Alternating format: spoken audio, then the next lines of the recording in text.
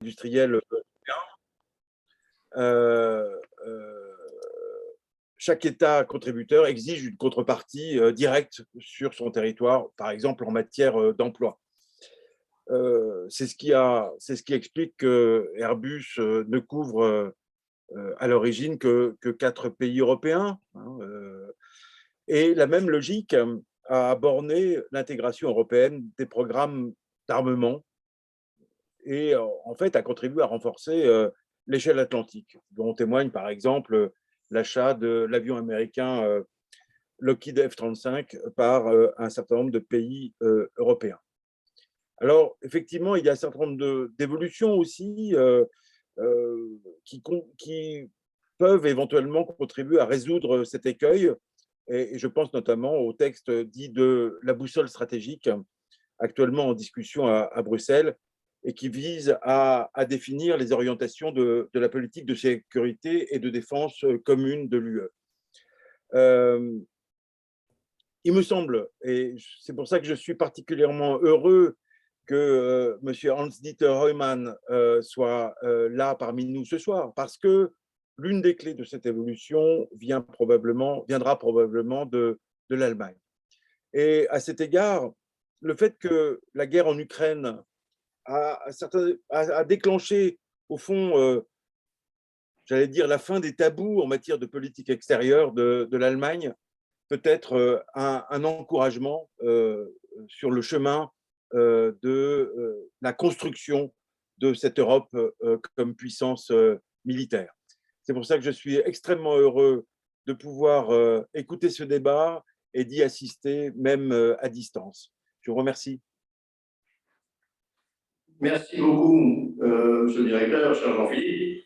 Moi, j'ai le très grand plaisir ce soir d'accueillir, même par visio, Hans-Dieter Heumann, que l'on connaît bien à Strasbourg, ancien ambassadeur allemand, parce que M. Heumann a exercé ses fonctions de diplomate auprès d'organisations internationales. Vous avez été en poste auprès des Nations Unies, vous avez été en poste comme représentant permanent de la RFA auprès du Conseil de l'Europe, mais vous avez aussi été en fonction dans un certain nombre d'ambassades allemandes à travers le monde, et vous cochez quasiment la case des grands, puisque vous avez été en poste à Washington à un moment donné, vous avez été en poste à Moscou, et vous avez même été en poste à Paris. Et donc, une carrière bien remplie dans les instances internationales et auprès des puissances, avec un tropisme particulier, c'est rare pour le signaler, que vous vous êtes intéressé aux problématiques de sécurité, de défense et de stratégie très tôt, et que par conséquent, vous avez à partir de là exercé aussi un certain nombre d'autres fonctions, allant du diplomate à des organisations de sécurité et de stratégie, puisque vous avez été en poste comme fellow à l'Institut pour les études de sécurité Est-Ouest à Washington. Puis, vous avez fait un passage au ministère de la Défense en Allemagne, où vous vous êtes occupé des rapports avec l'OTAN.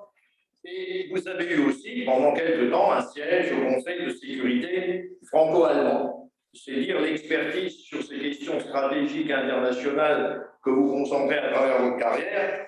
Et pour finir, je n'oublie pas que vous avez aussi beaucoup écrit.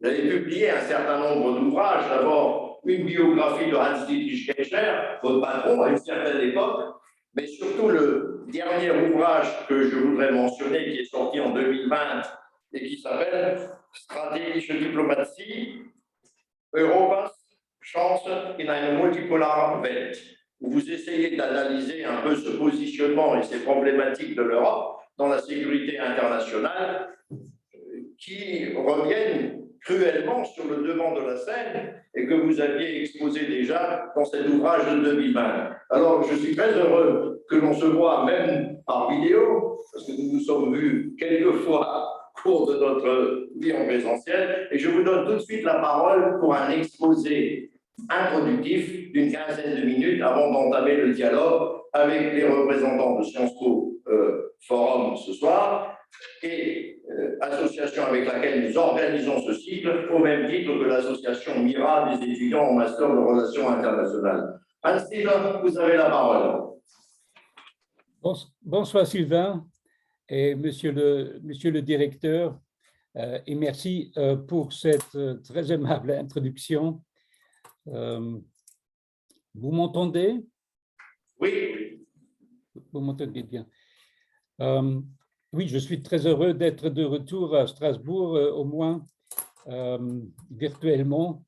Je regrette beaucoup que je ne peux pas venir en personne et parler de l'état des relations entre la Russie et l'Union européenne. Je ne sais pas si l'Union européenne est vraiment devenue une puissance militaire, comme l'a dit monsieur le directeur, mais on va en discuter. Laissez-moi, tout d'abord, et je crois que le moment pour notre discussion est très bien choisi parce que c'est aujourd'hui et demain à Versailles que le Conseil européen discute la sécurité européenne, surtout la réaction à l'agression de la Russie en Ukraine, mais aussi, comme l'a dit aussi monsieur le professeur, la boussole stratégique, c'est très important. Il essaie de donner les grandes orientations, en effet, de la sécurité européenne, et je reviens à ça dans quelques instants. Mais laissez-moi avancer trois thèses sur les relations entre la Russie et l'Union européenne dans ces situations actuelles. Je crois tout d'abord, la première thèse, que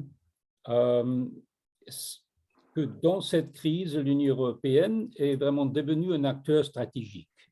Acteur puissance militaire, je ne sais pas, mais en tout cas un acteur stratégique où, comme l'a dit le président Macron, devenue une Europe plus souveraine, je cite, plus souveraine, plus forte et capable d'agir. Deuxième thèse, je crois que, et la suivante, je crois que la Russie a commis quelques erreurs stratégiques. Pas seulement maintenant, avec cette guerre, mais aussi depuis, on pourrait dire, depuis 2014. En tout cas, elle a rendu à l'OTAN sa raison d'être et elle a transformé l'Union européenne en acteur stratégique. Et la troisième thèse, ce serait, monsieur le directeur a aussi abordé cette question, qu'en Allemagne, on a vu une vraie révolution en matière de défense et de sécurité.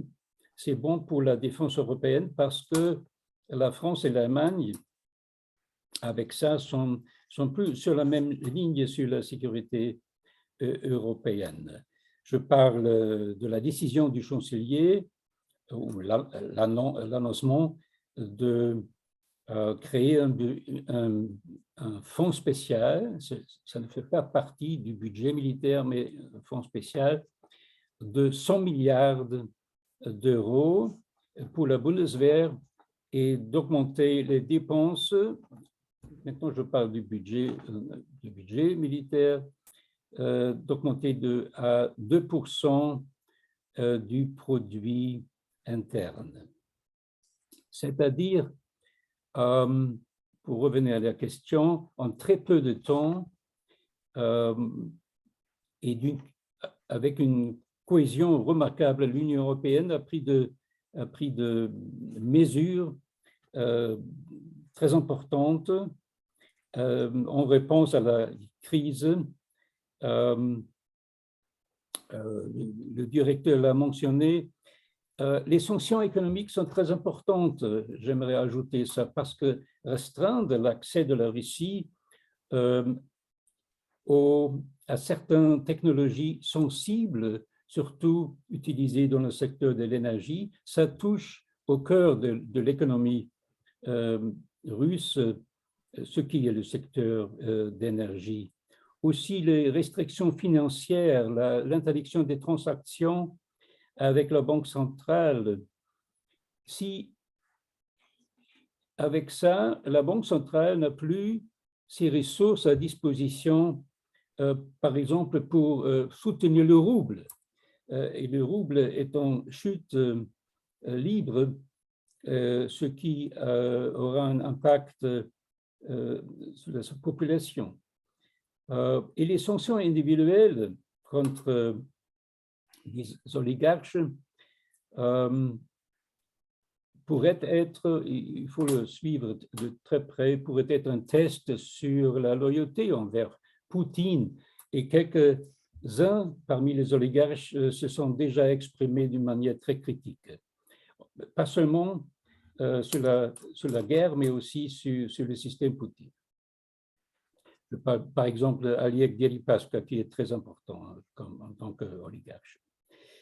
Mais vous avez dit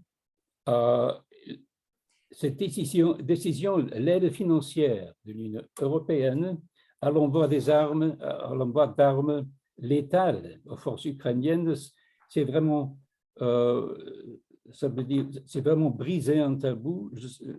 C'est la première fois qu'on a fait ça, et c'est appelé la Facilité européenne pour la paix. Pour conclure sur la première part, je crois que les conséquences pour la Russie pourront être graves parce qu'il accélère l'affaiblissement d'un système qui est déjà faible. On pourrait en discuter plus tard. C'est-à-dire les sanctions décidées par l'Union européenne ont acquis une sorte de qualité stratégique.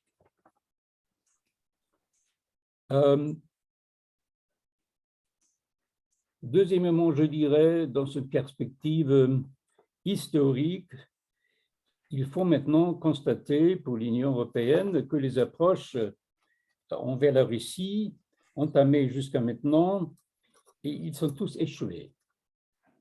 Surtout cette stratégie de modernisation, cette idée de transformer la Russie par la coopération, ça n'a pas marché. Et simplement pour la raison pour laquelle, parce que le système Poutine, constitué par les oligarches, en russe, les silaviki, c'est-à-dire les représentants des services de sécurité, ce système ne peut pas être modernisé parce que les gens qui le constituent poursuivent des intérêts privés et pas nationaux. Et j'en suis convaincu que Poutine, enfin, au fond, il a peur qu'une transformation réussite de l'Ukraine, par exemple, pose un exemple pour la Russie et va endanger son pouvoir. Et je crois que c'est une des raisons pour la guerre actuelle aussi. Et la stratégie, non, avec l'accord d'association, je crois que vous avez hier discuté la crise ukrainienne et les développements. Cet accord d'association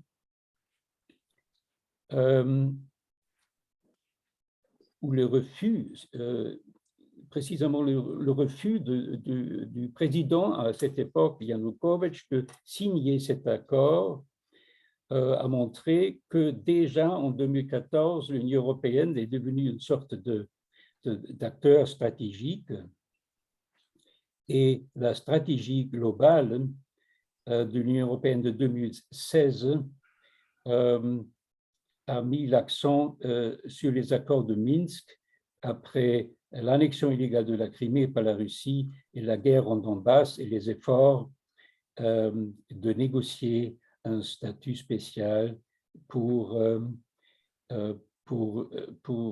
Lugansk et Donetsk.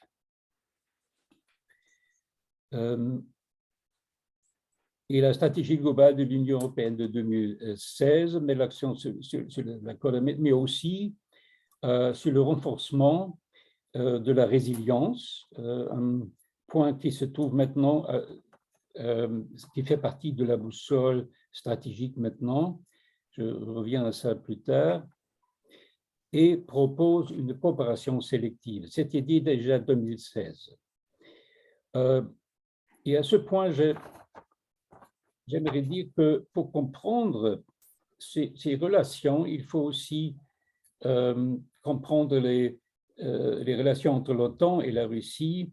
Il s'agit vraiment, pour les historiens parmi vous, c'est bien connu, il s'agit d'un dilemme de sécurité qui est décrit déjà par Thucydide au 5e siècle avant Jésus-Christ. Et en bref, ça veut dire, ce dilemme de sécurité signifie que entre deux États voisins, la sécurité de l'un, normalement, se fait au détriment de la sécurité de l'autre.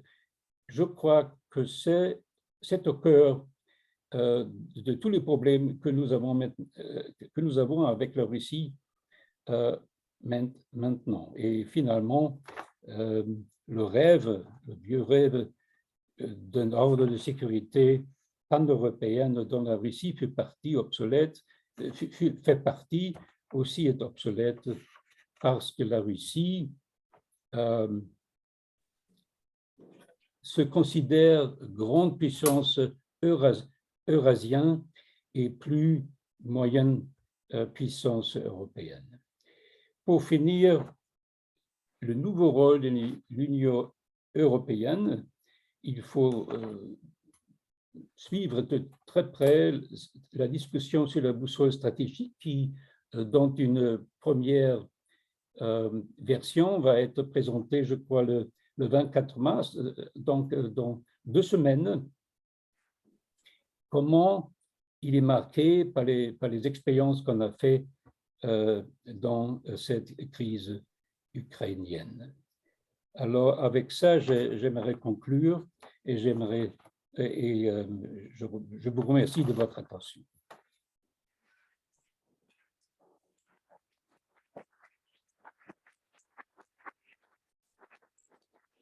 Merci à tous d'être venus ce soir. Est-ce que le volume est assez fort pour vous dans la salle? Ok, super.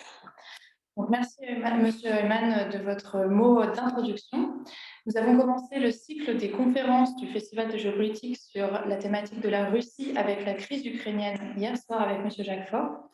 Et nous continuons ce soir avec les relations avec l'Union européenne, pour lesquelles il nous semble inévitable de commencer avec la crise actuelle. Monsieur Heumann, que signifie l'absence de réaction militaire de la part des Européens face à la possible annexion de l'Ukraine? Est-ce que c'est étonnant qu'ils n'interviennent pas alors qu'ils sont si prompts à intervenir sur les théâtres du Moyen-Orient ou de l'Afrique? Et cette fois-ci, la menace est à leur porte.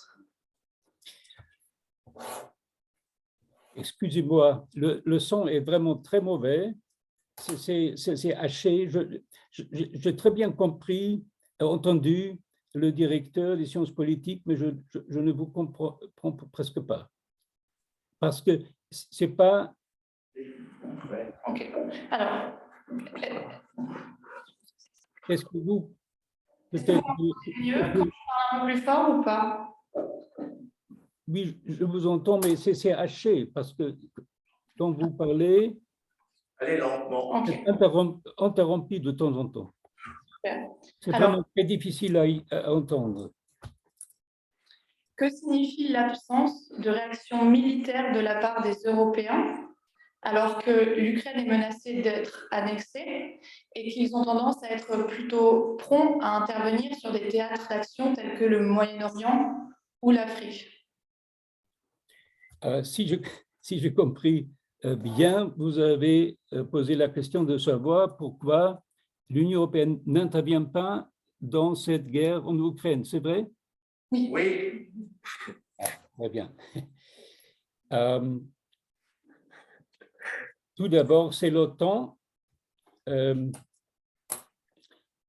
c'est parce que j'ai des difficultés avec cette expression de puissance militaire. L'Union européenne n'est pas une puissance militaire, surtout pas dans une crise qui relève de la défense collective. Ce que l'Union européenne fait, par exemple, en Mali, c'est la gestion de crise. Elle peut faire ça. Mais pour la défense collective, qui est nécessaire maintenant en Ukraine, c'est l'OTAN. C'est l'OTAN qui devrait agir. Et je reviens à ça. Mais pour l'Union européenne, la seule chose qu'elle peut faire maintenant, et elle a fait pour la première fois, c'est vraiment de financer l'envoi d'armes, la livraison d'armes aux forces ukrainiennes. Ça, elle peut faire ça, mais pas plus. Elle ne peut pas agir. Il n'a pas encore des soldats qui peuvent être employés dans la défense collective. C'est plutôt l'OTAN, mais aussi l'OTAN, avec son article 5, peut défendre seulement les pays qui sont membres de l'OTAN. Et ça, c'est le problème le plus important. L'Ukraine n'est pas encore membre de l'OTAN. Et c'est pour cela l'OTAN ne veut pas intervenir et craint aussi que, en intervenant, elle deviendrait partie de la guerre.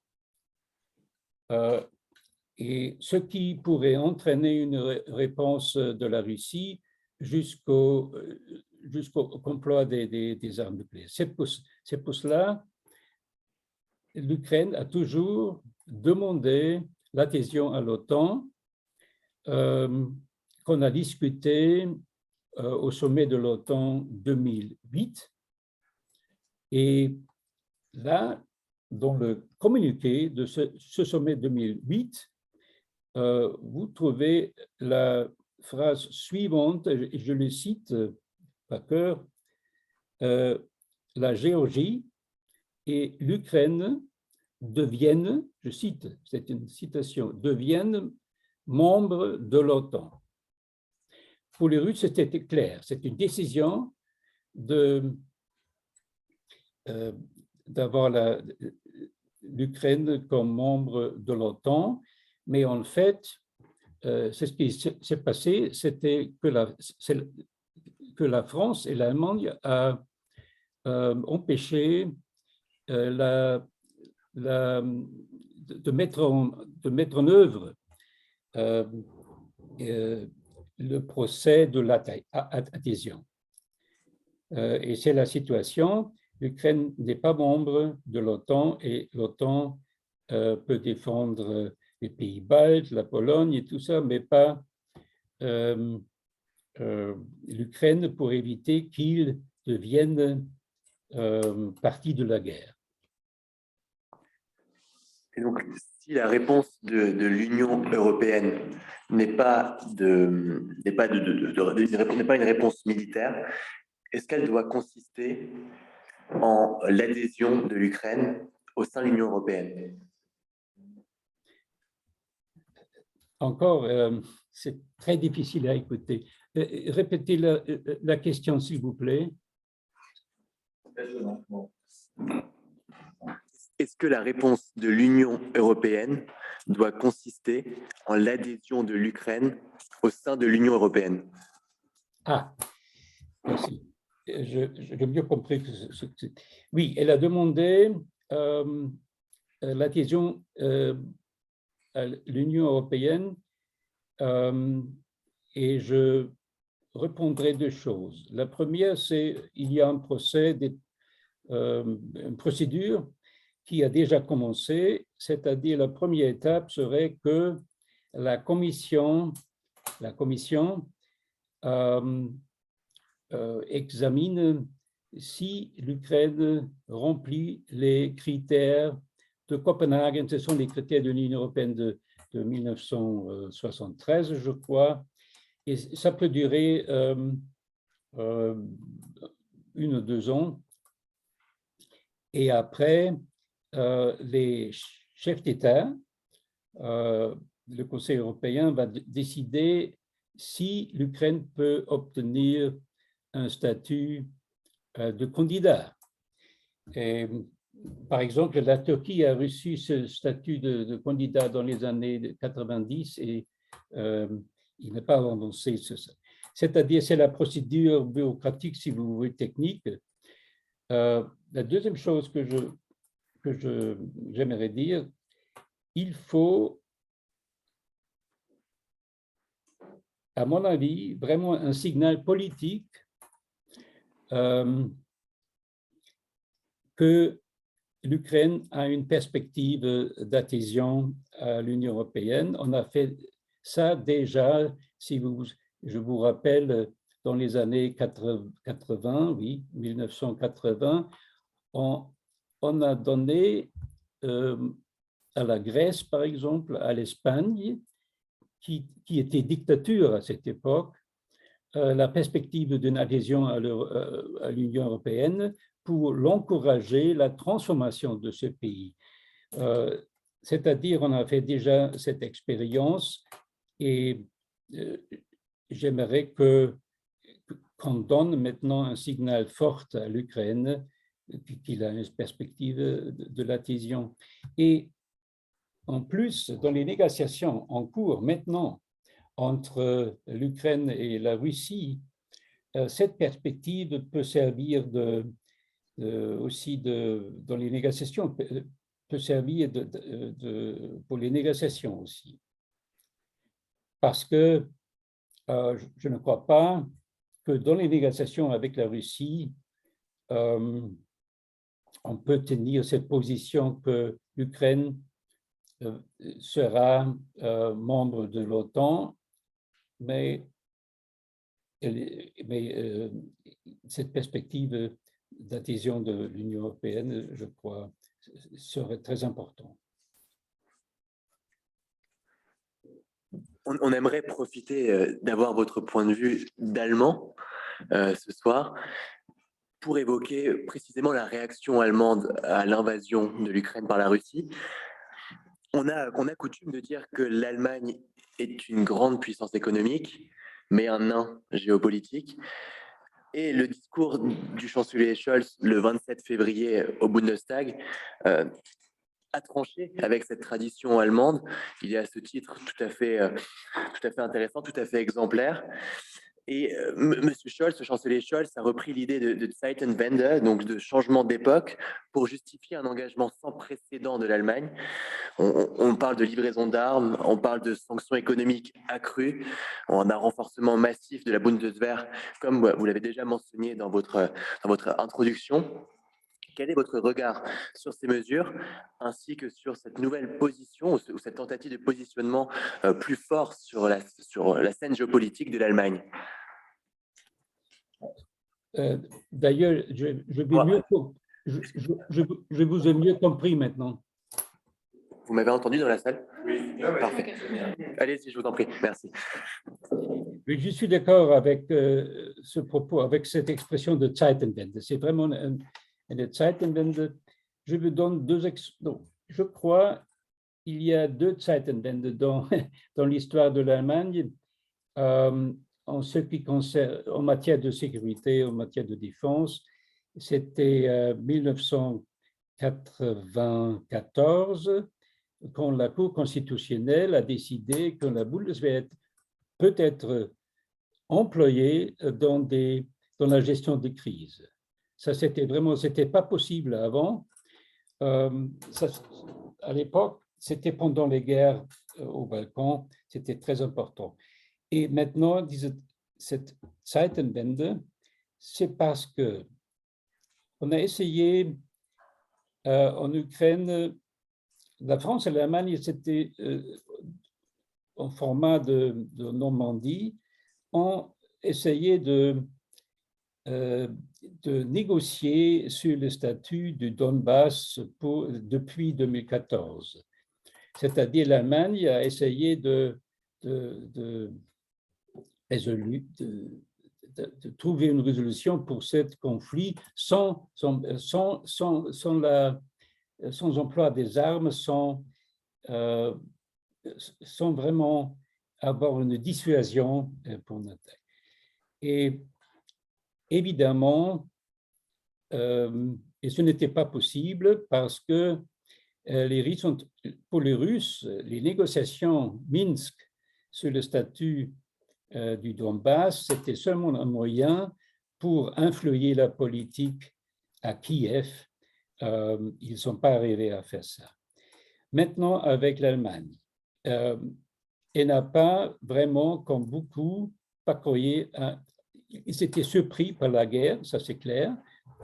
Même quand les forces russes se sont concentrées aux frontières de l'Ukraine, on a pensé c'est seulement pour augmenter la pression pour les négociations de Minsk. Mais je crois que l'Allemagne n'était pas le seul d'être surpris. Maintenant, dans la guerre, je crois qu'il y a beaucoup d'exemples dans l'histoire que de changer l'attitude vraiment complètement, c'est une affaire de quelques jours, de quelques heures.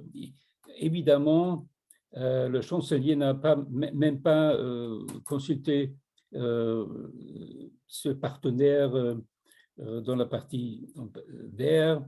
Il a discuté avec le représentant du parti des libéraux, mais c'était comme par exemple en 1990, quand le chancelier Kohl, à l'époque, a décidé les 10 points pour proposer quelque chose pour la République de l'Allemagne. Ça se fait très vite. C'est vraiment un changement radical. Et surtout si vous voyez les chiffres, le budget militaire de l'Allemagne est à quelques 50 milliards d'euros. C'est comme la France, c'est pas moins que la France dépense, je crois, un peu moins, c'est-à-dire avec ces 100 milliards d'euros et l'augmentation du budget de 2%, l'Allemagne sera dans une année ou 2 ans, sera la plus grande puissance militaire en Europe. Il aura un budget militaire qui est plus grand que ceux-ci de la Russie, par exemple, qui dépense quelques 60 milliards pour son militaire. Alors, c'est une vraie Zeitenwende et on ne peut pas revenir à la situation avant ça.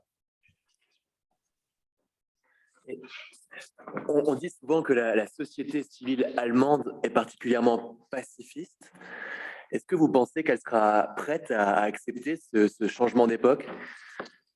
Oui, il y a des sondages déjà qui montrent que cette décision est soutenue par la population allemande parce que l'agression de la Russie est très claire et ne peut pas être justifiée. Pour la première fois, on est très critique envers la Russie. Il y a une tradition en Allemagne, dans l'histoire allemande, on peut dire depuis Bismarck, que pour la sécurité européenne, il faut avoir un dialogue avec la Russie. C'était vrai pour Bismarck, c'était vrai pour Stresemann aussi pour Willy Brandt.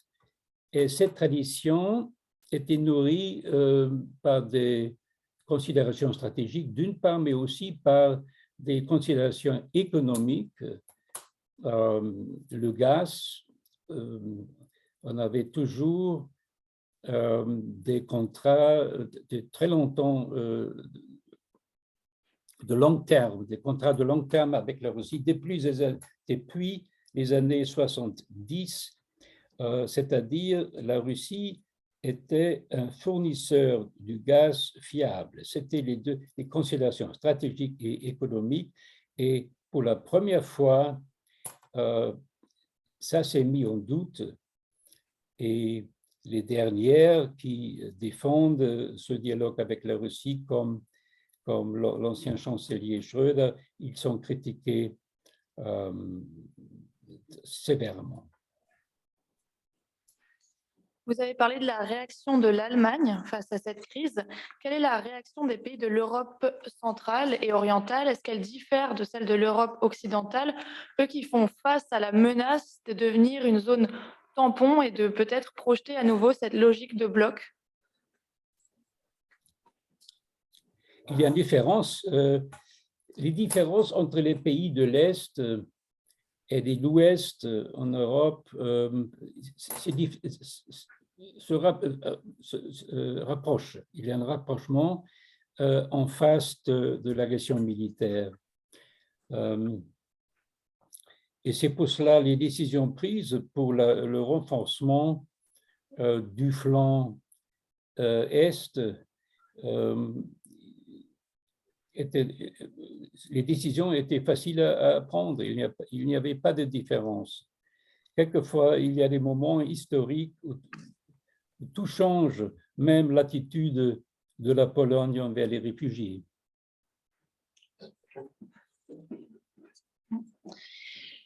On a vu aussi que tous ces événements ont ravivé la question de l'architecture de sécurité européenne, qui est liée à l'OTAN et à la protection américaine. Est-ce que l'Europe peut s'affirmer en tant que telle entre les deux géants, États-Unis et Russie?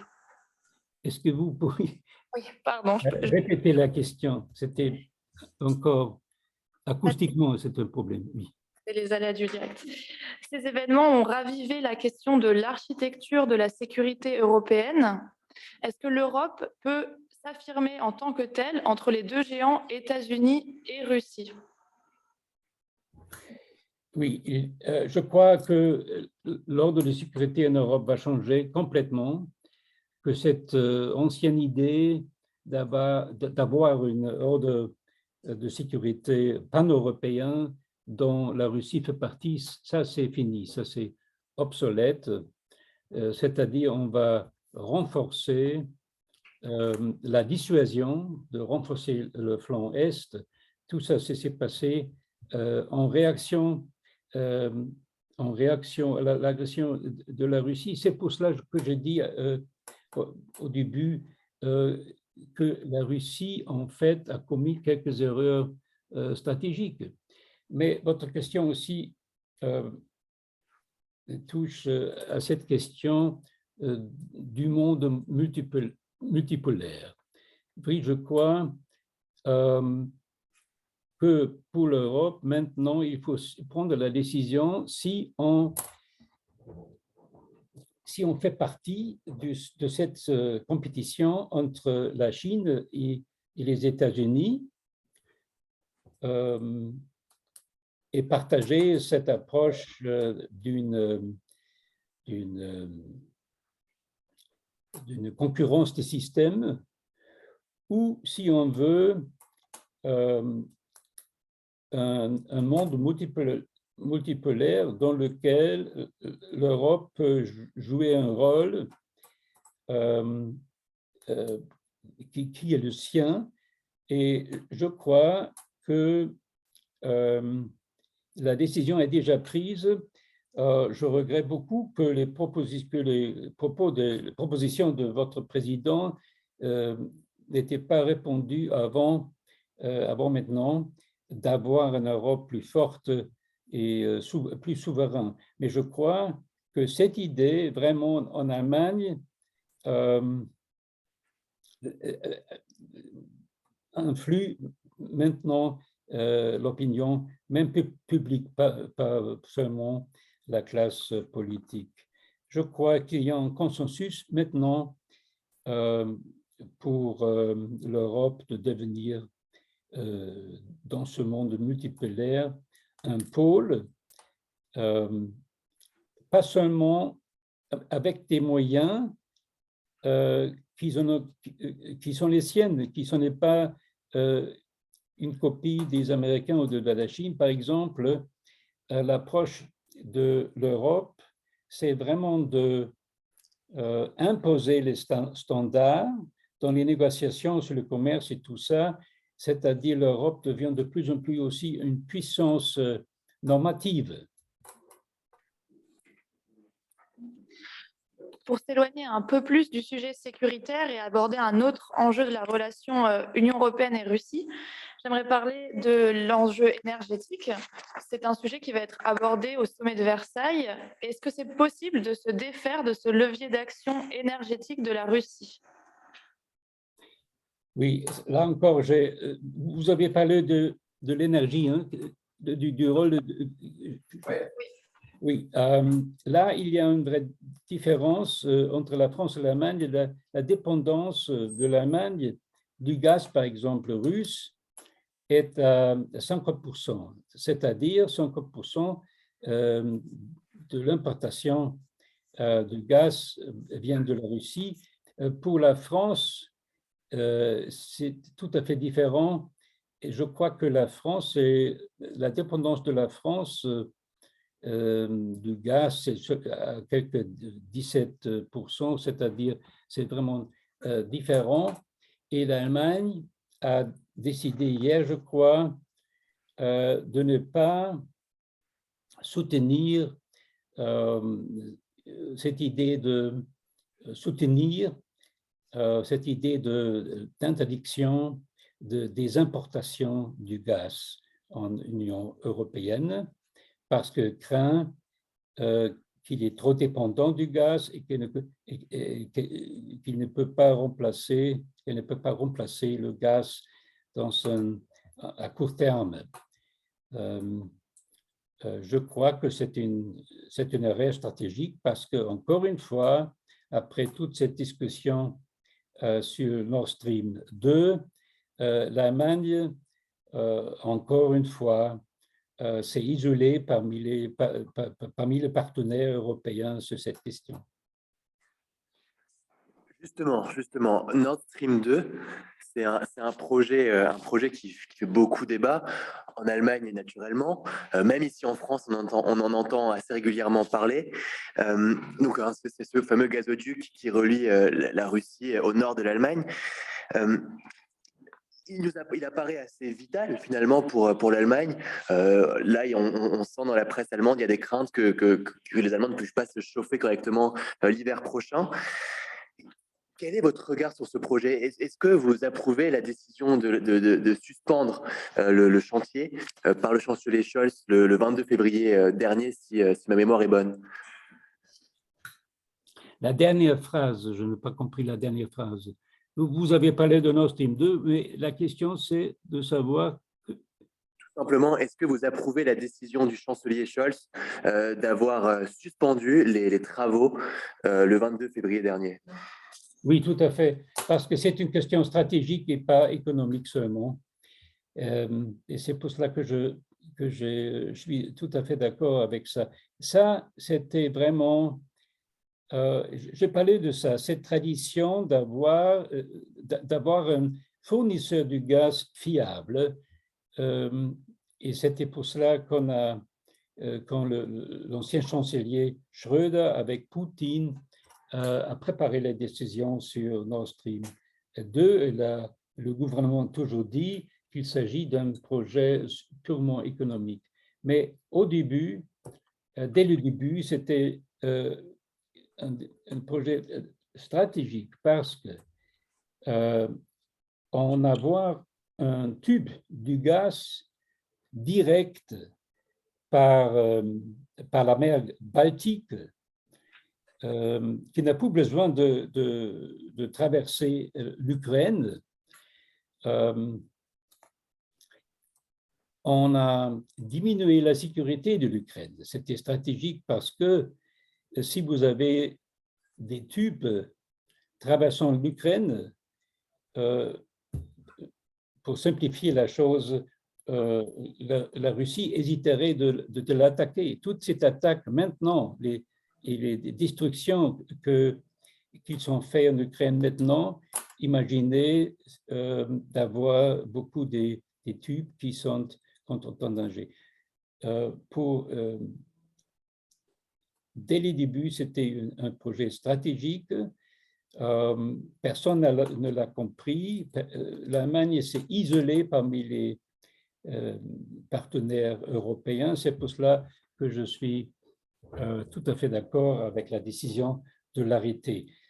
Techniquement, c'est pas l'Allemagne qui peut l'arrêter parce qu'il y a plusieurs entreprises qui participent et au moment, c'était l'Union européenne qui était en cours d'examiner ce projet.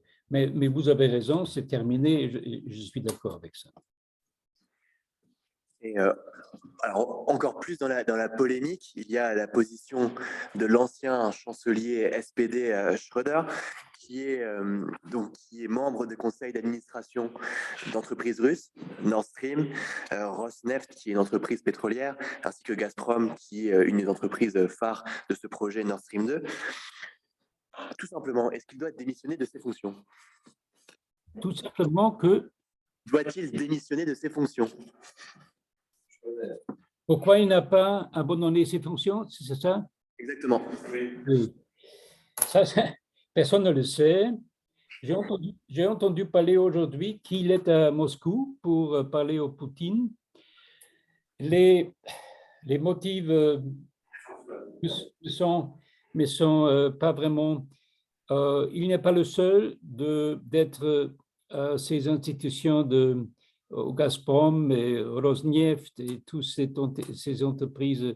Il y a l'ancien chancelier autrichien aussi, Monsieur Fillon, le Premier ministre, il y a quelques ans. On gagne beaucoup d'argent. Il y a évidemment... il a adopté, le chancelier a adopté des enfants russes. Il y a, bien sûr, il y a toujours en Allemagne les Allemands qui ont une relation sentimentale avec la Russie.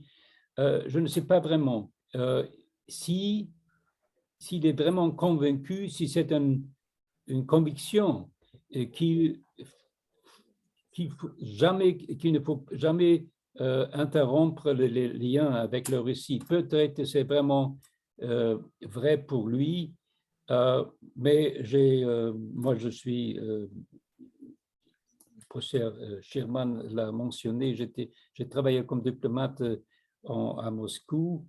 Moi je crois cette idée de dialogue avec la Russie, maintenant la Russie est dirigée, il y a des dirigeants, ce système Poutine, que c'est un système corrompu. Ce sont des gens qui poursuivent des intérêts privés, on ne peut pas soutenir ce système parce que elle affaiblit la Russie, et la Russie, avec ce système maintenant, n'a pas de futur, à mon avis. Et c'est pour cela que je ne partage pas cette conviction qu'il faut toujours avoir un dialogue avec la Russie. C'est une dictature, mais à la différence de la Chine, par exemple, la Chine monte, la Chine va devenir plus forte, mais la Russie va descendre à cause de ce système qu'on ne peut pas soutenir. Vous parlez de dictature, donc pour décrire la Russie, c'est un autre point de friction entre l'Union européenne et ce pays, la situation des libertés fondamentales. L'Union européenne est une vive critique de cette situation de détérioration des droits de l'homme. Elle a remis d'ailleurs le prix Sakharov en 2021 à Alexeï Navalny, qui est une figure de l'opposition russe. Comment est-ce que l'Union européenne peut conserver sa crédibilité au niveau des valeurs fondamentales que représentent les droits de l'homme pour elle et articuler toujours les relations avec la Russie? Je crois que la guerre est un moment de vérité. C'était l'Allemagne, vous avez raison, mais aussi la France qui... moi, j'étais ambassadeur auprès du Conseil de l'Europe à l'époque. C'était mon successeur qui a voté contre l'exclusion de la Russie de l'Assemblée parlementaire, je crois, parce que on avait cette conviction que c'est dangereux d'interrompre le dialogue, de briser le dialogue avec la Russie. Évidemment, il y a un changement de position radical maintenant. C'est vrai que ce que les anciens Grecs ont dit, c'est la guerre est le père de toutes les choses. Et pour l'Allemagne, c'est un moment de vérité de ses relations avec la Russie. Je crois que dans le futur, cette tradition de dialogue avec la Russie, qui à l'époque, dans les années 70, nous a aidé de surmonter la guerre froide et d'obtenir la réunification. Mais maintenant, c'est plus valide. Et c'est pour cela, je crois que cette guerre, c'est vraiment un moment de vérité pour l'Allemagne. Et vous voyez, même la gauche, chez nous, la gauche, ce sont vraiment les anciens communistes de l'ancienne Allemagne de l'Est. Même eux ont abandonné leur ancienne attitude envers la Russie. Donc, on le voit bien, hein, il y a une relation à géométrie variable avec la Russie, entre l'Union européenne et la Russie. Parce que malgré les sanctions, l'Union européenne reste le principal partenaire commercial de la Russie et la Russie reste le 4e partenaire commercial de l'Union. À nouveau, une question simple. Est-ce que c'est une situation durable? Je crois que tout d'abord, la Russie est plus dépendante de ses relations commerciales avec l'Union européenne que vice-versa.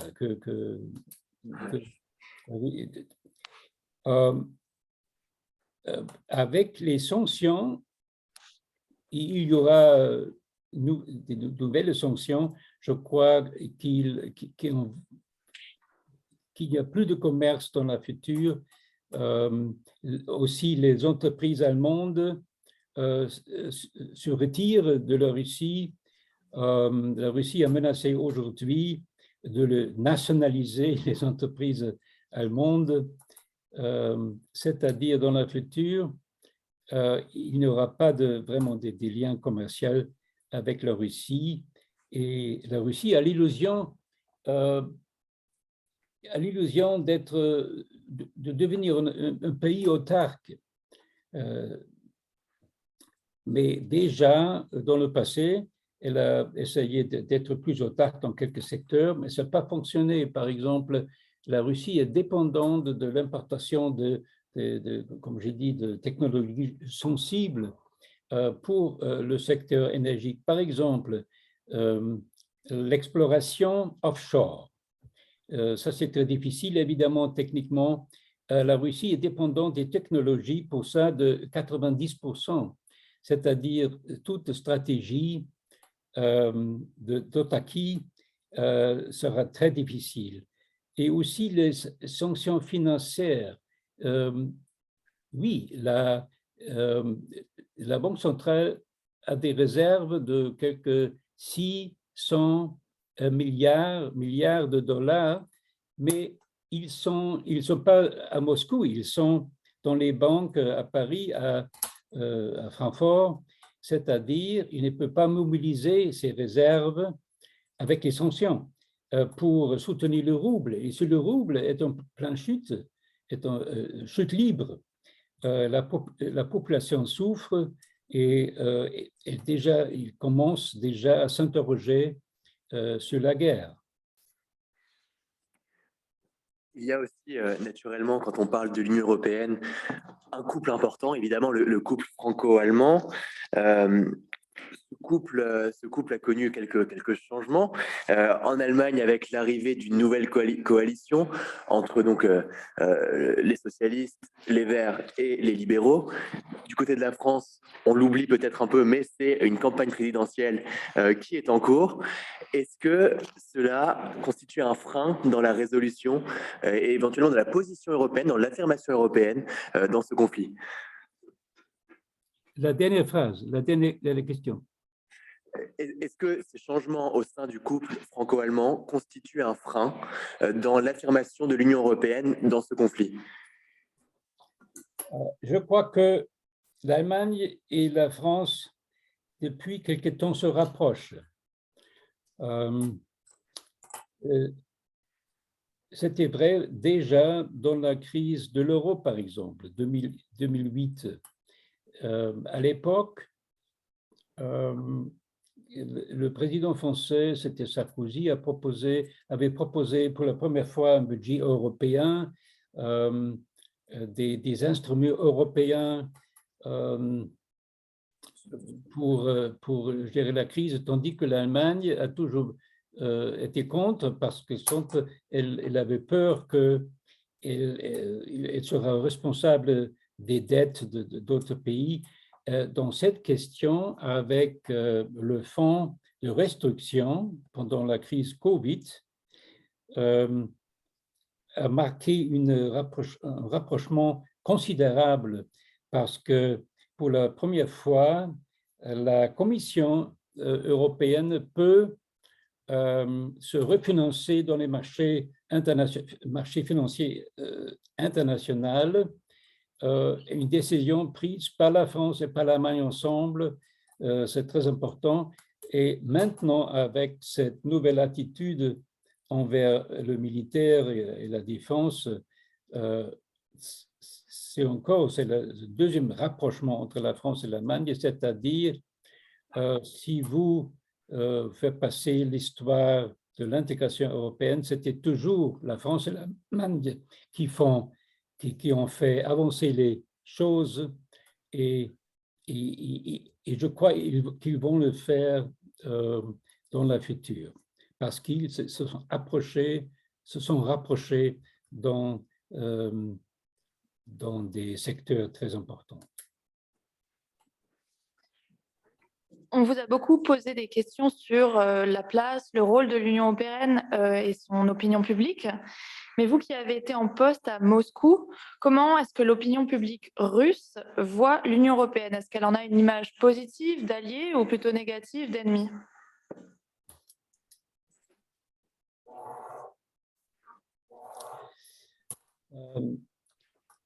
C'est difficile à dire parce que la plupart des gens en Russie, ils regardent toujours la télévision publique, la télévision nationale, Pierre Canal et tout ça, qui consiste des mensonges sur l'Ouest.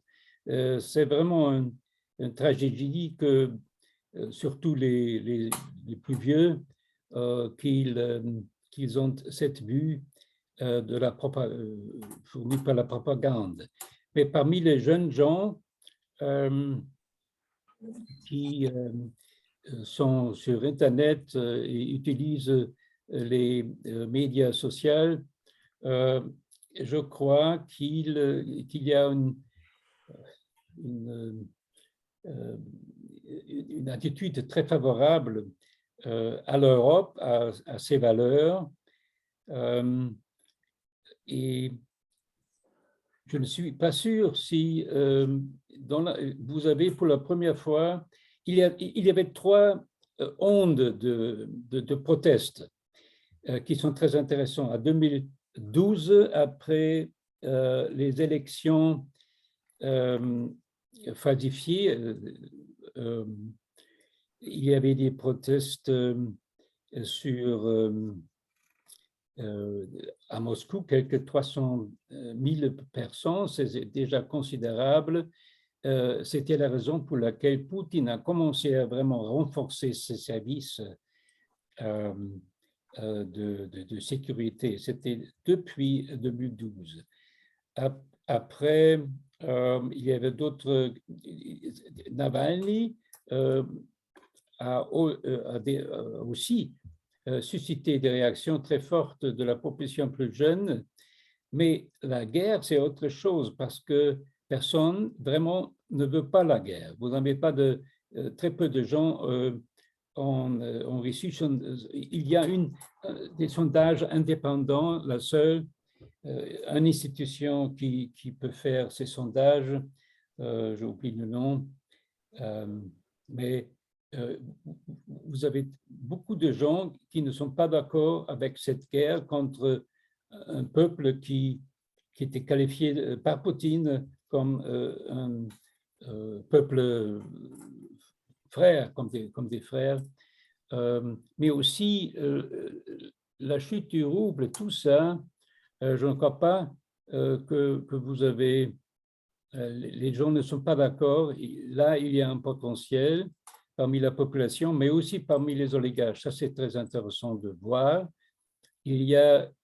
C'était la première fois, il y a quelques jours, que les oligarques s'expriment d'une manière critique.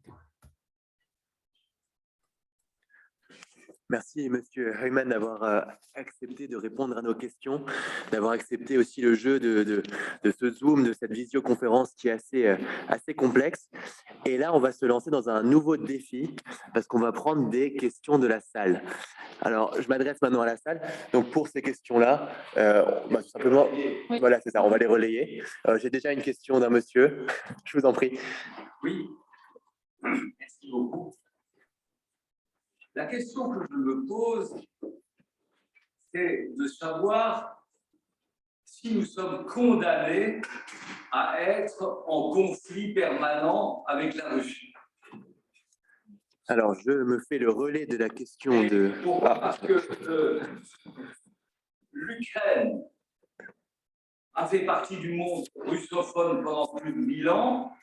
Maintenant, nous sommes dans un état de choc parce qu'ils veulent faire partie maintenant du monde plutôt occidental et pas en partageant nos valeurs, alors que la Russie délie ce droit à l'Ukraine. Donc la question, est-ce que nous sommes condamnés à être en conflit permanent avec la Russie? Parce qu'après l'Ukraine, il y a déjà d'autres candidats à l'Union européenne à passer vers le monde occidental. Voilà. Merci, monsieur. Je vais essayer de me faire un bon relais de votre question. Alors, donc la question de monsieur portait sur les relations entre l'Ukraine et la Russie. Et le monsieur estime que l'Ukraine appartient au monde russophone depuis plus d'un millénaire, ce qui a d'ailleurs suscité la réaction de monsieur l'ambassadeur ici présent.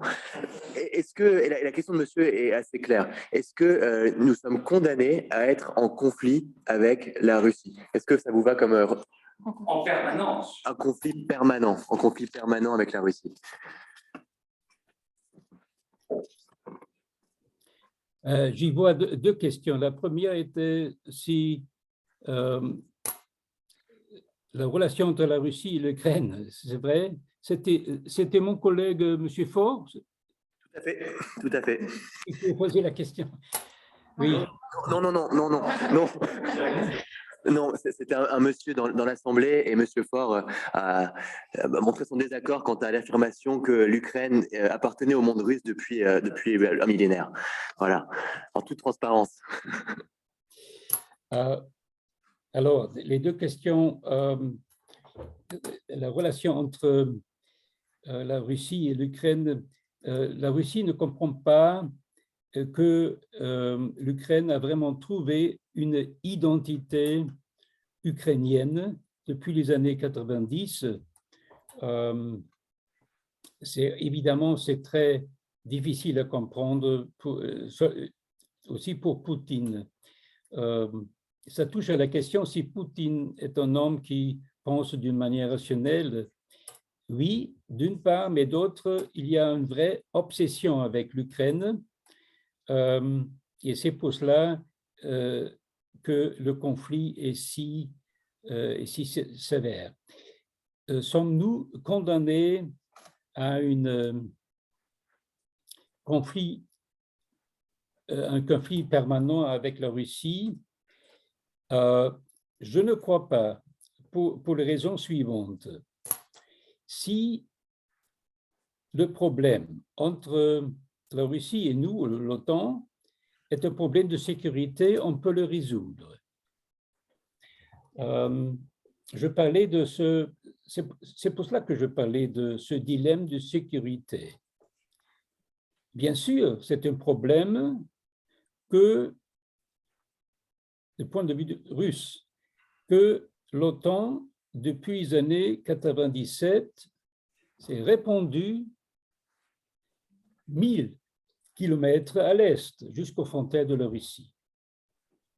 C'est un problème stratégique, ce n'est pas un problème juridique. Juridiquement, bien sûr, les pays baltes, la Pologne, elle avait raison, elle avait le droit de demander l'adhésion à l'OTAN. Ce n'est pas la question. La question est stratégique. Si ce dilemme de sécurité, c'est vraiment que la sécurité de l'un se fait au détriment de la sécurité de l'autre. Il faut reconnaître, il faut que nous reconnaissons ce problème fondamental de la Russie. Mais on peut le résoudre parce que il faut vraiment combiner deux principes. L'un, c'est l'indivisibilité, non, l'un, c'est le libre choix des alliances, un principe qui est ancré dans la Charte de Paris de 1990. C'est-à-dire, nous avons raison d'accepter de nouveaux membres. De l'autre côté, il y a le principe de la sécurité commune.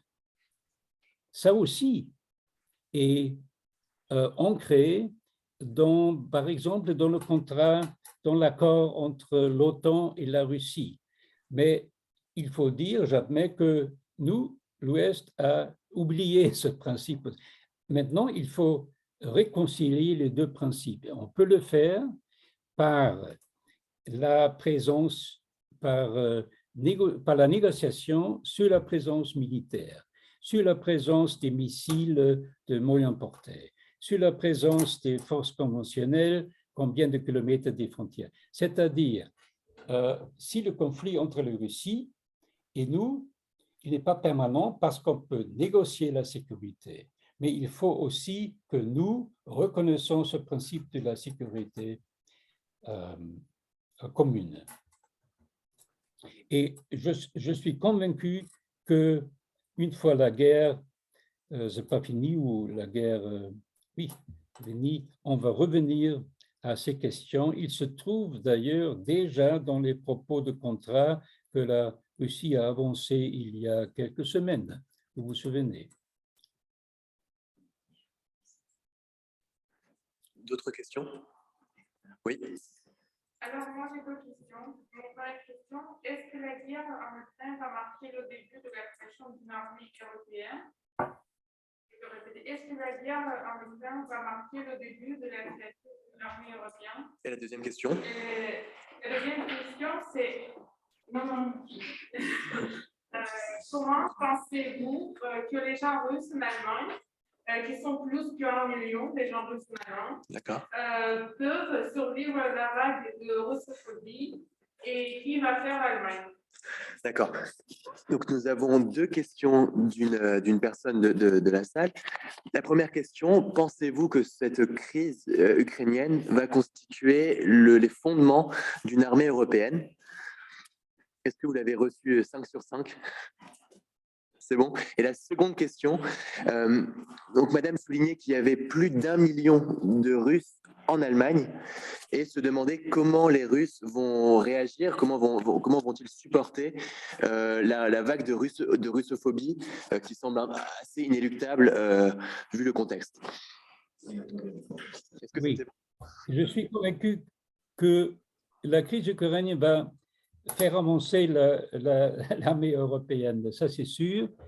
Mais j'ai parlé déjà de cette différence entre la défense collective, qui est l'article 5, la crise ukrainienne, c'est un cas de l'article 5, de cas de collection de défense, et la gestion de crise. Quant à la gestion des crises, je crois que déjà, on a déjà une armée européenne, on a des missions militaires européennes.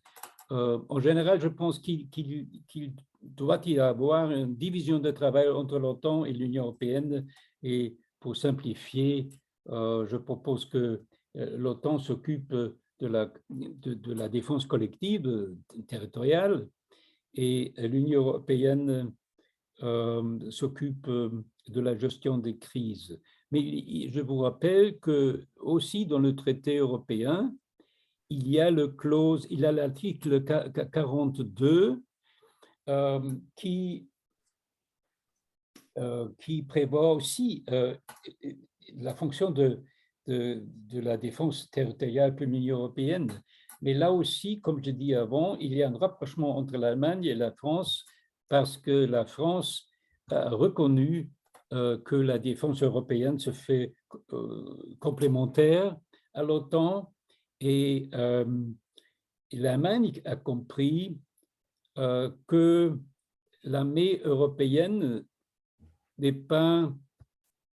se fait pas selon les articles, selon les traités qu'on a déjà, mais se peut faire aussi par des coalitions ad hoc, comme ça c'est la position française, l'intervention, l'initiative de l'intervention, c'est l'idée que ceux qui peuvent et qui sont capables de coopérer et de faire une mission ensemble peuvent le faire.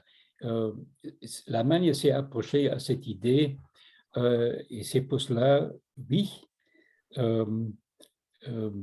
l'armée européenne avec la boussole, c'est très important parce que c'est une sorte de livre blanc pour donner des orientations globales. Il y a cette capacité d'intervention qu'on a créée, l'intégration des industries progresse, c'est-à-dire, oui, la crise ukrainienne va peut-être accélérer cette évolution envers une armée européenne. Et concernant la vague de russophobie que va probablement subir 1 million de Russes en Allemagne. Oui, c'est déjà le cas et je le regrette beaucoup. Comme vous savez, j'ai passé 3 ans en Russie. J'étais très impressionné par la culture, par la littérature, par la musique et tout ça. Je crois que c'est vrai pour tous les gens qui ont vécu. Et c'est pour cela qu'il faut différencier entre Poutine et la population qui est éduquée, très éduquée en général. Et la russophobie a déjà commencé en Allemagne. Et ça, c'est une tragédie parce que, comme nous disons en Allemagne, das ist ein Kulturvolk, une culture-nation, nation civilisatrice. Oui. J'aimerais articuler mon intervention en 2 parties. Une première pour revenir sur ce que disait monsieur concernant l'identité de l'Ukraine et une seconde, ce serait donc une question pour monsieur l'ambassadeur. Tout d'abord, s'il y avait une question d'identité, je pense qu'elle reviendrait plutôt à la Russie. C'est Piotr Tchadaïev qui dénonçait justement la volonté de Nicolas Ier de créer un nationalisme, une identité russe. Ça s'est fait bien sûr à coup de répression et de propagande. Bon, à présent, ma question qui porte sur le devenir de l'Ukraine, est-ce qu'elle est destinée à devenir une zone tampon finalement, parce que nous sommes tous conscients que l'on ne peut pas brader l'entrée dans l'Union européenne et il y a tous ces problèmes de stabilité ou encore de corruption. Je vais faire de mon mieux. Donc, un monsieur dans la salle voulait réagir à une question précédente concernant la question qui portait sur l'identité ukrainienne. De son point de vue, c'est davantage une question que devrait se poser la Russie. Et sa question qui suivait était la suivante. Je l'ai oubliée. Le devenir de l'Ukraine. Le devenir en tant que pays, en tant qu'État, le devenir de l'Ukraine. Entre l'Union européenne et la Russie. Pardonnez-moi. Et donc, la question était la suivante. Quel est le devenir de l'Ukraine? Est-ce que c'est un État indépendant, une zone tampon, une annexion, etc.? Quel est le devenir de l'Ukraine? Ou bien aussi l'éventualité de l'intégration à l'Europe. Et monsieur soulignait d'ailleurs qu'à ses yeux, il ne faut pas brader l'adhésion à l'Union européenne, qui est avant tout une union économique. Là aussi, je vois deux questions sur la première sur l'identité ukrainienne, c'est vrai. Je crois que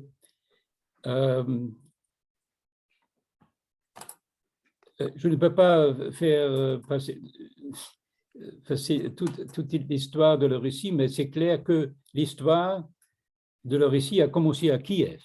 C'était à Kiev, et après l'Ukraine faisait partie de l'Empire autrichien et aussi à l'Empire russe. Et il y avait toujours, surtout au XIXe siècle, avec la création d'une langue, avec des dictionnaires de langue ukrainienne qui est d'ailleurs plus proche au polonais que le russe, c'est-à-dire il y avait déjà au XIXe siècle, je dirais, une vraie identité ukrainienne, un procès qui ne peut pas renverser, je crois. C'est-à-dire l'identité ukrainienne, surtout dans la guerre, c'est encore renforcé. Et c'est évidemment pas possible pour Poutine de voir ça. Mais la guerre l'a montré, la résistance des Ukrainiens est remarquable. Et la raison, c'est cette identité qui se reforme. La future, stratégiquement, en termes politiques, c'était le président il-même qui a, je crois hier ou il y a 2 jours, pour la première fois, parlé d'une neutralité de l'Ukraine. Je crois qu'il y aura des négociations sur des questions importantes, sur des questions stratégiques vraiment. Maintenant, on négocie de cesser les feux, les corridors humanitaires, c'est très important. Mais si on va commencer vraiment à discuter les objectifs de 2 parties, déjà, il y a un changement des objectifs de la part du côté russe. Évidemment, au moins le ministre des Affaires étrangères n'insiste plus sur le désarmement et le changement du gouvernement. Et du côté ukrainien, pour la première fois, on a évoqué la possibilité de neutralité. Bien sûr, il faut des garanties pour cette neutralité, et ce sera l'objet des négociations sérieuses qui peut commencer, je crois, peut-être dans quelques semaines, parce que la guerre ne va pas très bien pour les Russes. Et comme ça, avec cette identité, avec une sorte de neutralité garantie, garantie par les Américains, par les Russes, par la Pologne, par les pays, il y a là cette perspective européenne aussi de l'Ukraine. Une réaction directe de monsieur, de mon excellence ambassadeur français, monsieur Faure. D'abord, remercier l'ambassadeur Heumann pour son excellente présentation. Mais deuxièmement, rappeler qu'en 2010,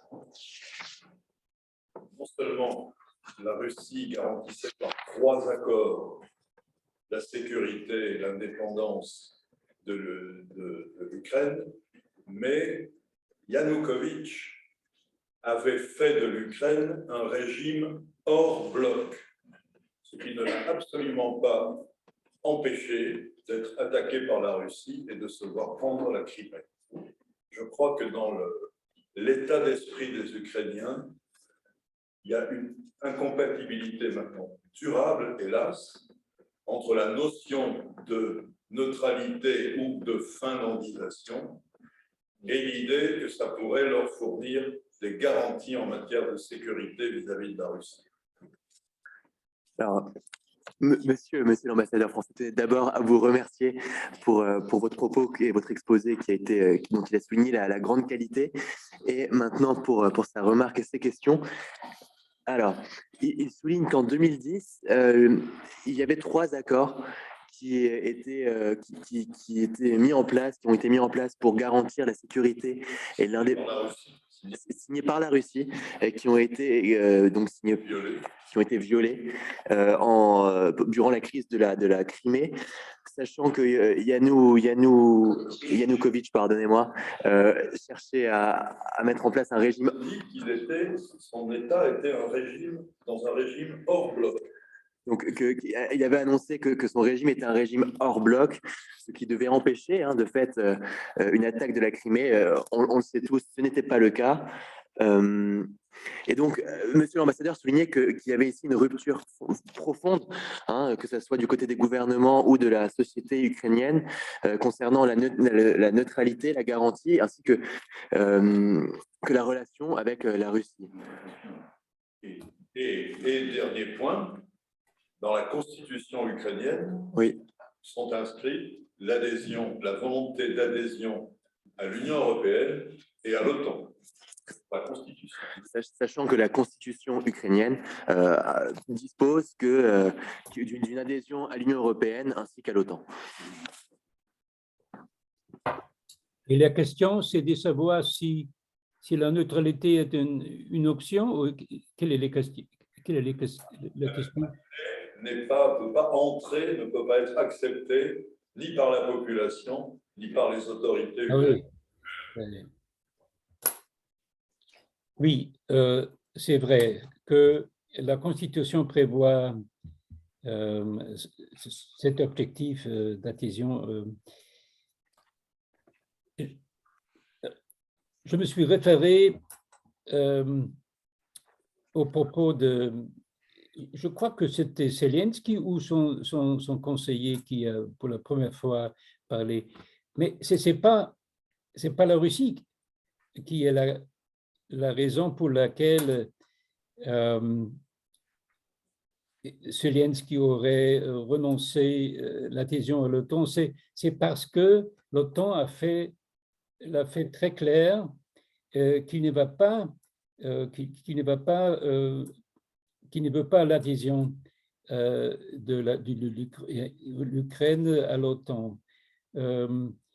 C'est-à-dire, je vois la situation actuelle de la manière suivante.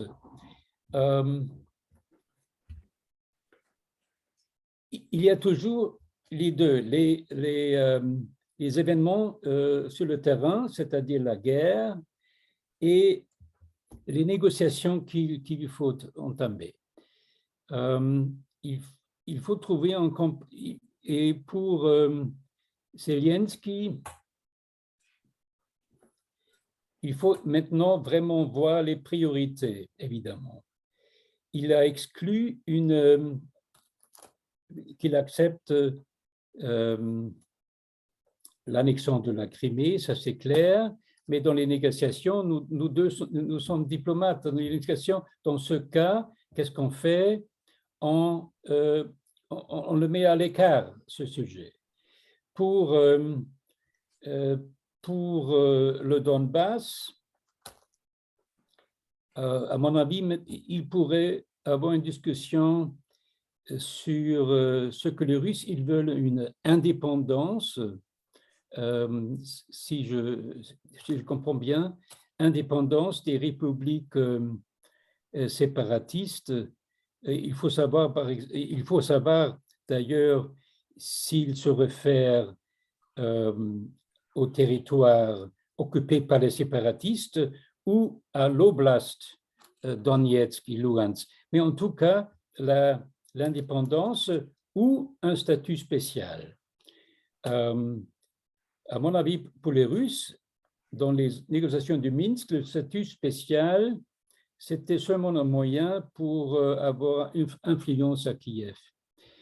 Avec une indépendance des républiques, bien sûr, l'Ukraine céderait du territoire, mais il n'y a plus question d'une influence de ces républiques à la politique à Kiev. Et la question de neutralité,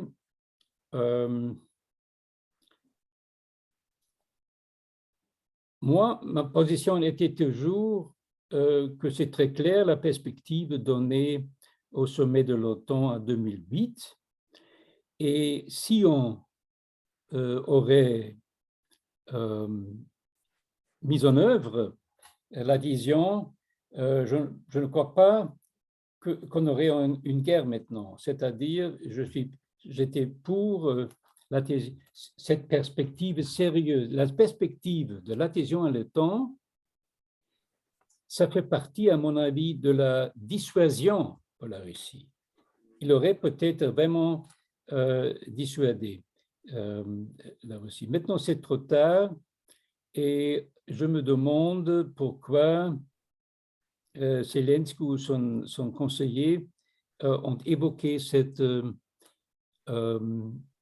notion, cette idée de neutralité garantie. Vous avez raison, chers collègues, que déjà les mémorandums de Budapest a montré que les garanties n'étaient pas valides. Mais comme ça, il faut travailler dans les négociations sur les garanties. Et on va aussi parler des intérêts de sécurité aussi de la Russie. Une discussion sérieuse aurait à discuter tous les deux sujets. D'autres questions?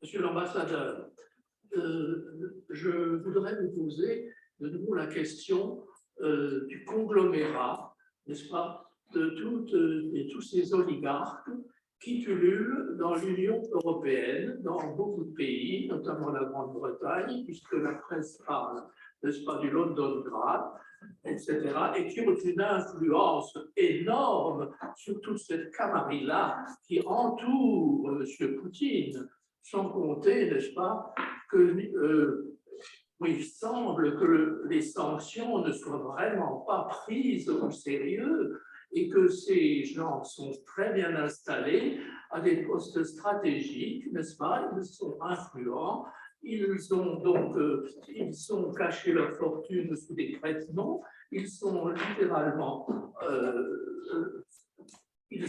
si vous voulez, à mon avis, d'après ce que l'on apprend par la presse, n'est-ce pas, les seuls gens qui pourraient influencer ce conglomérat qui entoure M. Poutine et qui, lui, est l'obstacle vis-à-vis du peuple russe, n'est-ce pas?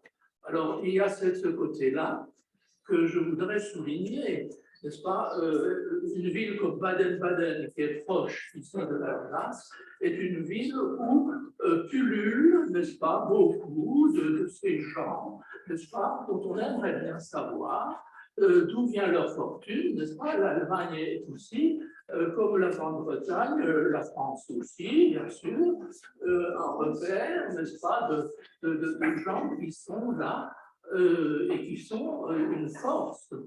Donc, ça, c'est la première partie. Et la deuxième partie, si vous voulez, touchant l'opinion publique générale, il y a eu, par exemple, en France, une véritable poutinolâtrie qui a été organisée, n'est-ce pas? On a vu des gens, n'est-ce pas, qui sont absolument fascinés par l'autoritarisme de ce régime qui, n'est-ce pas, On aimerait bien, par exemple, que les gens comme Madame Carrère d'Ancos, n'est-ce pas, ont un rôle en France, n'est-ce pas, pour faire un rôle de complaisance, n'est-ce pas. La Russie mérite d'avoir, soi-disant, un statut spécial, et voilà. Ces deux Bien reçu. là me paraissent importants. On va commencer par Excusez-moi poser la d'avoir première question. redéveloppé. Non, il n'y a pas de souci, mais c'est juste pour retracer après les questions, c'est un peu compliqué.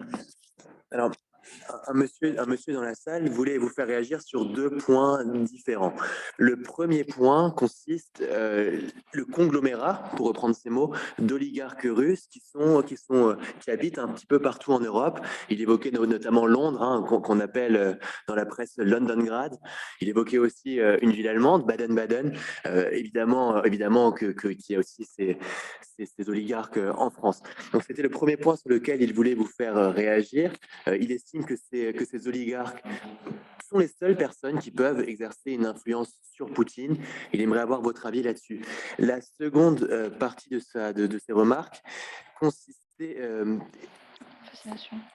alors c'était une question française, de politique française, où il y a une fascination, une poutinolâtrie, hein, j'ai appris un nouveau mot, donc une poutinolâtrie, donc voilà, toute une fascination pour le personnage de Poutine en France. Il évoquait le cas de Carrère d'Ancos, on en a évidemment d'autres, et donc est-ce qu'on pourrait aussi avoir votre réaction sur cette poutinolâtrie qui existe en France? Merci.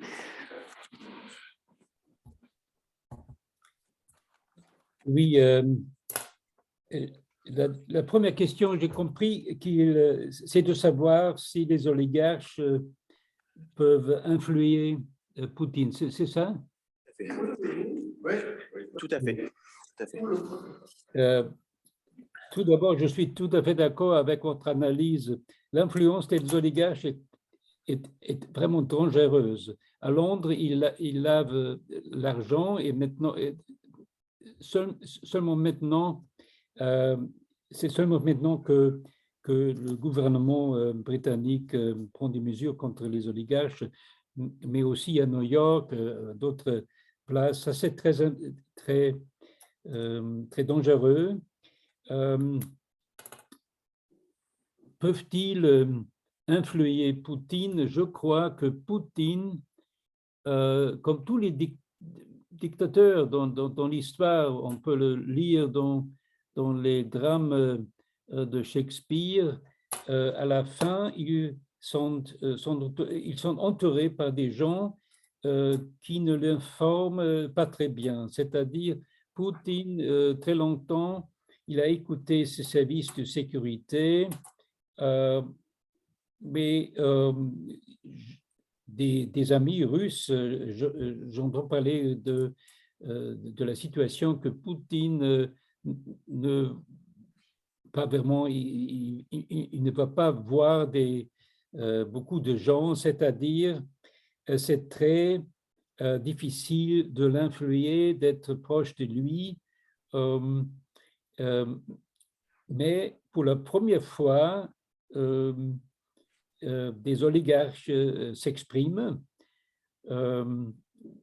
Très intéressant, un des plus grands est sur la liste de l'Union européenne des sanctions, c'est Aliyev Deripaska, par exemple, qui a un empire d'aluminium, Rusal, qui pour la première fois s'est exprimé d'une manière critique sur le système. Il a dit le capitalisme de l'État ne fonctionne pas. Et c'est vrai, si l'économie russe n'a pas de futur parce qu'il est si dépendant des ressources de l'énergie, il ne fait plus de sens d'investir dans ce pays. Et c'est pour cela que les oligarches ont déposé son argent en étranger. Il n'y a plus de futur de ce système. Et c'est pour cela, je crois qu'il est possible que les oligarches réfléchissent sur ces relations avec Poutine. Jusque maintenant, c'était Poutine qui pourrait le protéger, qui donnait des contrats et tout ça, mais avec les sanctions, Poutine serait dans le futur de moins en moins capable de protéger ces oligarches. C'est une source pour moi d'espoir. La deuxième question, la poutinologie, il est le type d'un homme fort,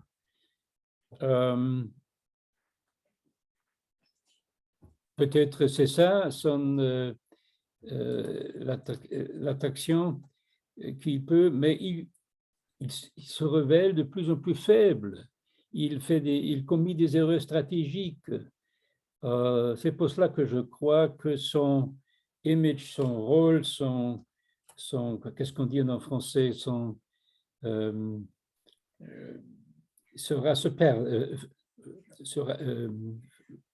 se perdre. Laura, Moi, je ne peux partager cette idolâtrie. En Allemagne, on le trouve seulement parmi la partie de droite de AfD, mais pas vraiment.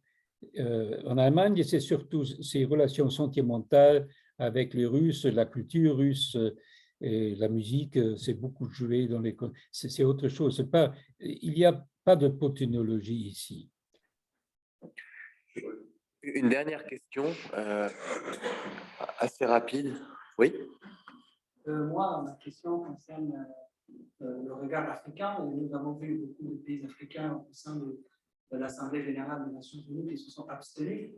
Comment pourra-t-on expliquer cette abstinence sur une situation aussi grave? Donc, ce sera une dernière question. Il faudrait y répondre assez brièvement. La question porte sur l'attitude d'États africains à l'ONU. On a vu que beaucoup de ces États et de ces gouvernements se sont abstenus.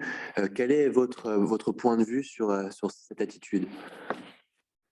Vous parlez du Conseil de sécurité ou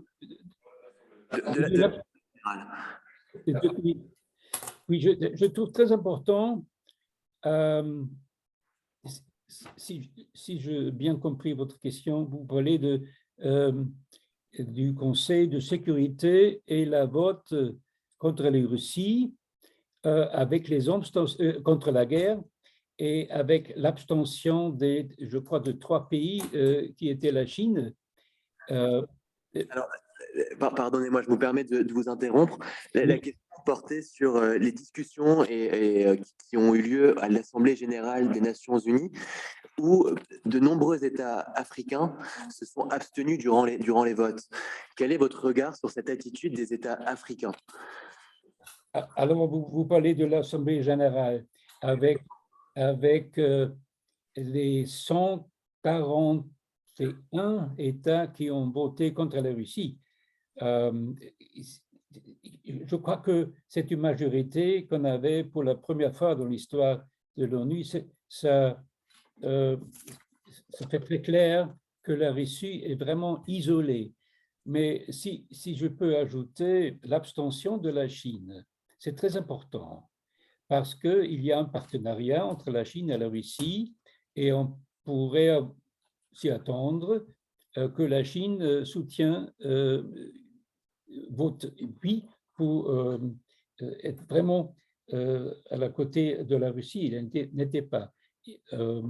Je dis ça parce qu'il faut suivre de très près l'attitude de la Chine. On a déjà parlé d'un rôle médiateur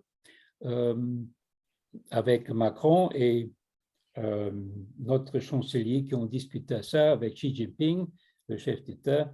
Alors, on peut s'interroger 2 constats. Dans l'Assemblée générale, la Russie est isolée comme jamais, et l'attitude de la Chine est très ambiguë, mais très important à suivre parce que la Chine peut, dans un rôle de médiateur, peut prendre un rôle directrice. dirigeants dans ce conflit. Je me permets de reposer la question de la personne de l'audience. La question portait sur l'attitude des États africains à l'Assemblée générale de l'ONU qui se sont abstenus lors du vote. Est-ce que vous voulez bien y répondre, s'il vous plaît? Ah, les États africains. Oui, je ne sais pas beaucoup sur les États africains, mais il y en a beaucoup qui sont vraiment dépendants de la Russie, surtout le gaz, mais aussi l'armement. La coopération de la Russie avec des pays africains, c'est surtout la coopération en matière de défense.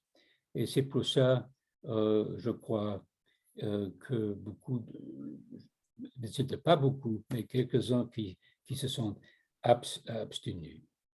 Ce qui est intéressant, que peut-être ce que la Russie, avec le retrait des États-Unis, du Moyen-Orient, d'Afrique du Nord, bien sûr, la Russie, déjà en Syrie, déjà en Libye, va jouer un plus grand rôle. Et pour cela, les relations avec quelques pays africains dans le futur seraient importantes. Sur ce sujet, il y a un article du Council of Foreign Relations qui est sorti exactement sur l'abstention en fait, des États africains. Donc, si jamais ça vous intéresser, il est retrouvable très facilement sur Internet. Je vous remercie à tous pour vos questions et pour ce débat qui a été très interactif. Merci encore à vous, Monsieur Heumann, pour votre interaction. Et on regrette encore de ne pas vous avoir vu en vrai, ce qui aurait pu donner lieu à des débats très intéressants avec Monsieur Jacques Faure ici présent. Nous vous invitons à nous retrouver encore demain pour clore ce cycle du Festival de la géopolitique en élargissant encore l'échelle et on parlera avec Tatiana Kastwever-Jean de l'IFRI de la politique étrangère de la Russie. Donc on vous attend même amphi et même heure pour parler de la politique étrangère de la Russie. En présentiel cette fois-ci. Ouais. Merci beaucoup.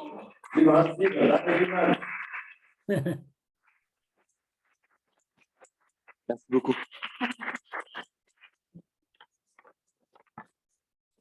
La sortie de l'amphi se fera par le haut, comme d'habitude. Merci. Oui, oui. Il faut que je parle où là? Dans la... Monsieur Heumann, vous m'entendez? Non, vous l'avez coupé? Non, non, c'est bon. Non, non. Merci beaucoup. Hein. Oui, c'était plaisir. Et en fait, je vous recontacte quand ces conférences seront terminées. Merci encore. Voilà. En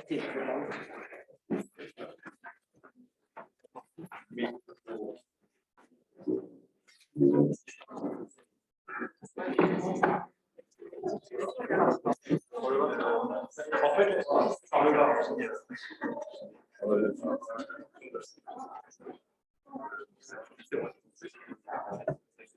Voilà.